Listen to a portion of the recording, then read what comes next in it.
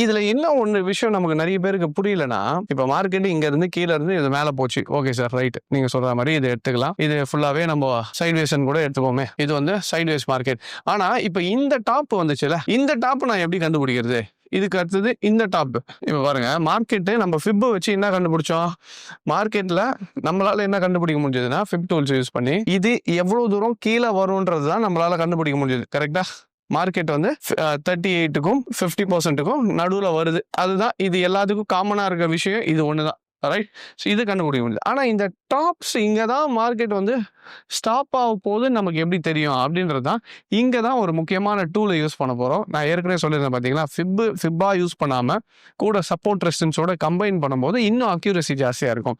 அப்போ இந்த இடத்துல தான் நம்ம சப்போர்ட் ரெசிஸ்டன்ஸ் வந்து இன்னும் தெளிவா யூஸ் பண்ணணும். அப்போ இது வந்து டெய்லி டைம் ஃப்ரேம். இப்போ இங்க என்னன்னா, நம்ம கிளாஸஸ்ல வந்து இன்னும் இன்டெப்தா சப்போர்ட் ரெசிஸ்டன்ஸ் பத்தி எடுப்போம். அதுல ஒரு சின்ன ஒரு விஷயம் சொல்றேன்.